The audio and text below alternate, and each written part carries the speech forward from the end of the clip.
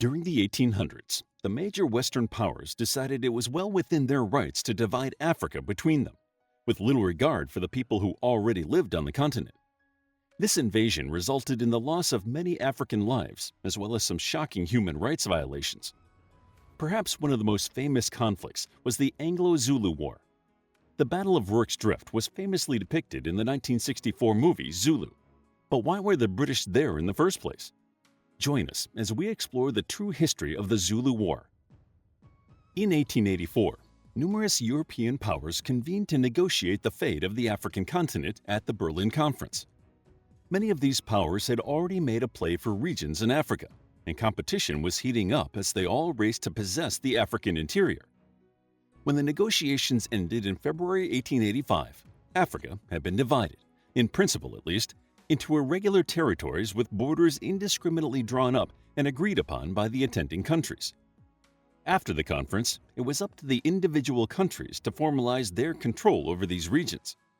The conference was promoted as a way to stamp out the slave trade, and many white Europeans believed that bringing commerce, Christianity, and civilization to the supposedly primitive African natives was the only way to achieve this. However, the main motive was exploiting Africa's resources and protecting assets that had already been claimed. Britain assumed control over around 30% of Africa's population. They had already secured control of the Cape, and it clashed with many native tribes, including the Zulu, as well as the Boers, white farmers of Dutch, German, and French descent who had lived in the region since the 17th century. Britain's main goal during the Berlin Conference was to maintain its link to India, which made Egypt and South Africa of particular interest. The country was also eager to exploit mineral-rich territories, especially the Transvaal province, where gold had recently been discovered, and the diamond fields of southern Africa. Desperate to unite South Africa under British rule, British High Commissioner Sir Henry Bartle Frere was sent to Cape Town to try and establish a single British confederation in the area. He soon discovered it would not be that easy. There were many separate factions in the region, including the Boers, who had established their own republics and independent black states, as well as the British colonies. On the border of the British territory, there was a powerful Zulu kingdom with which to compete. Frere knew that the first domino he would need to topple was the Zulu kingdom. In addition to uniting South Africa under British rule, the British wanted the Zulu population to provide labor in their diamond fields. Back in London, the British powers were too preoccupied with troubles in Eastern Europe and India to greenlight an unprovoked war with the Zulu, so Frere searched for legitimate reasons to invade. The Boers, with the support of the British, had claimed land that was in the Zulu kingdom, but Cetshwayo, who had become the king of the Zulus in 1872, refused to submit to British domination. Cetshwayo amassed an army of around 40,000 to 60,000 well-trained and disciplined men in order to defend Zululand from the invaders. The British governor of Natal and the Transvaal, Sir Theophilus Shepstone, was often engaged in clashes with the Zulu kingdom. Zululand bordered his territories, which were regularly attacked by the Zulu, who were trying to push the Boers off their territory. The Zulus were seen to be disrupting the British stability in the region. Shepstone also reported that the Zulus were acquiring large amounts of firearms. All this strengthened Frere's case for war. In order to push the Zulus into a confrontation, the British sent an ultimatum to Cetshwayo with a list of demands. Sent on December 11, 1878, the requirements included a demand that Cetshwayo would disband his army within 30 days and pay reparations for alleged insults to the British kingdom. Frere knew that Cetshwayo would never agree to the terms set out in the ultimatum, and that he would have his excuse to go to war. At the end of December, Frere extended the deadline of the ultimatum while preparing an army for an invasion. British Army officer Lord Chelmsford was chosen to lead the force, and the central column of the invasion army moved to Rorke's Drift on the edge of Zululand in anticipation that the Zulus would not meet the British demands. As Frere had expected, by the new deadline of January 11th, the Zulus had still not disbanded their army, and 3 British columns entered Zulu territory, crossing the Buffalo River. The tall grasses of the region, combined with the January rains, impeded the British, but their confidence meant they forewent sending out scouts and sentries in front of the main advance. At first, Cetshwayo hoped to negotiate a settlement rather than engage in outright warfare. He kept his troops on the defensive rather than attack immediately, forbidding them to invade the neighboring colony of Natal. On January 12th, the central column of the invasion force attacked and destroyed the camp of Sahayo, a Zulu chief. Meanwhile, the right column, which was led by Colonel Charles Pearson, journeyed to the Nzanye River, where they engaged with around 6,000 Zulu troops on January 22nd. The Zulu forces, under the command of Umatiya, had intended to ambush the advancing British troops as they crossed the Inyazani Drift. However, the trap had been sprung early by a small group led by Lieutenant Reginald Hart, who had been ordered to take his company and pursue a small group of Zulus that had been sighted. The result was a victory for the British, who only lost 10 men, while over 300 of the Zulu forces were lost. On the same day, Chelmsford received intelligence reports that he was close to part of the Zulu army. He established a temporary base near Asandawana and split his troops, taking the majority with him to try to establish the location of the Zulus. He left around one-third of his force at the Asandawana camp, along with the wagons and extra ammunition. The soldiers, under the command of Colonel H.B. Pulyin, had not constructed any protective encampment and didn't attempt to strengthen their defense by encircling the wagons. This lack of proper preparation was due to insufficient intelligence about the location of the Zulu army and perhaps a false sense of security, as the men of Asandawana were preparing to support Chelmsford's ranks rather than be attacked themselves. When a force of 20,000 Zulus attacked, the British camp of less than 2,000 men was sent into a disorganized panic. The sheer number of Zulus swamped the British. Most of the men were killed, and the Zulu forces seized supplies and ammunition. Chelmsford had little choice but to retreat. Later that day, a second Zulu force, led by Sechwayo's brother, Dabulamanzi, attacked the British post at Rorke's Drift. The commanding officer in charge, Major Henry Spalding, had heard there were Zulus in the area of Asandawana and rode to help Makar to ascertain the location of 2 other companies. During the afternoon, survivors of Asandawana managed to alert the men at Rorke's Drift that the Zulus were on their way. The lieutenant in charge realized there was no way to escape, as they had around 30 injured men in the hospital.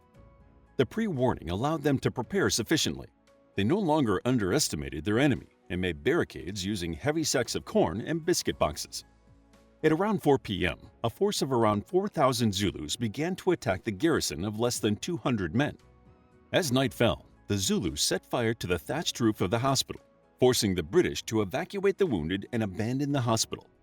By the light of the blazing thatch roof, the British were able to keep the Zulu army at bay until dawn, when the sight of Chelmsford force approaching caused the Zulus to withdraw. Meanwhile, the victorious right column, led by Pearson, reached the mission station at Ashawe on January 23rd. It was a deserted Norwegian settlement that consisted of a handful of abandoned buildings. The men entrenched themselves there, unaware of Chelmsford's crushing defeat. The left-hand column, led by Colonel Evelyn Wood, received news of the Zulu victory at Asandawana, and Wood decided to withdraw his troops to safer ground at the Kraal. On January 27th, Pearson, still entrenched at Ashawe, received a telegram from Chelmsford telling him to disregard any previous orders and decide for himself whether to remain at Ashawe or retreat. At first, Pearson considered withdrawing, but chose to defend the position when he was told that supply wagons and more soldiers would be sent from Rorke's Drift. On February 2nd, the men sighted large numbers of Zulus on the hills surrounding Ashawe, and a week later, Pearson was finally told of the center column's defeat and that reinforcements would not be arriving. He sent word to Chelmsford requesting permission to withdraw, but received no response, meaning that the men were forced to remain at Ashawe with dwindling supplies. The Zulus' victory at Asandawana inadvertently sealed their fate. There was now no chance of negotiations, and when the news reached London on February 11th, the British, who were previously against a war on Zululand, were prompted to send in a full-scale invasion force rather than admit defeat at the hands of what they believed to be primitive people. The British public was shocked to discover their army had been beaten by the supposed spear-wielding savages, especially since Chelmsford had asserted that he would show them how hopelessly inferior they are to us in fighting power. British reinforcements began to arrive at Durban on March 7th to support Chelmsford's campaign. Still, on March 12th, the Zulus won another victory at the Battle of Intambe when they attacked a British supply convoy. On March 28th, Wood's flank was ordered to attack the Zulu stronghold of Labane. Chelmsford hoped it would distract Sechwayo from his newly reinforced central column that was preparing to relieve Pearson at Ashawe. The plan worked a little too well, and Wood was forced to retreat when the main force of 20,000 strong Zulu warriors headed for Wood's troops. The war turned in Britain's favor on March 29th at the Battle of Kambula. Colonel Wood had set up a defensive camp there and was able to hold off the main Zulu army. Then, when Chelmsford column was marching to Ashawe, they were attacked at Gingindlavu on April 2nd. Evidently, Chelmsford no longer underestimated his enemy, and over 1,000 Zulus were killed in comparison to only 2 British deaths. Knowing that Chelmsford was planning another invasion, on June 4th, Cetewayo decided to send peace envoys to the British. However, Chelmsford refused these compromises, as he wanted to redeem himself and was concerned that his replacement, Sir Garny Wolseley, had already arrived in Durban. The war ended on July 4th at the Battle of Ulundi.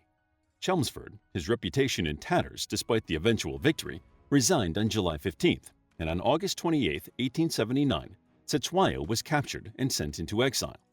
On August 14, 1882, Queen Victoria met with Cetewayo, who was in exile in London. She described him as a very fine man. I recognized him as a great warrior who had fought against us, but rejoiced that we were now friends. Following his meeting with the English Queen, the British government decided to try and reinstate Cetewayo on the Zulu throne, but this only added to the already tumultuous political climate and caused a civil war to break out. Cetewayo died in February 1884. Although the Zulu kingdom never regained full independence, on March 7, 2021, Cetewayo's great-great-great-grandson, Mzulu Sinkabile, was appointed the Zulu king as a traditional leader in the Republic of South Africa. How would you like to get a deeper understanding of history, impress your friends, and predict the future more accurately based on past events? If this sounds like something you might be into, then check out the brand new Captivating History Book Club by clicking the first link in the description. To learn more about the Zulu War, check out our book, Scramble for Africa, a captivating guide to imperial rivalries, heroic battles, and the unfolding legacy of the continent, including the Zulu War. It's available as an ebook, paperback, and audiobook. Also, grab your free Mythology Bundle ebook while it's still available. All links are in the description. If you found the video captivating, please hit the like button and subscribe for more videos like this.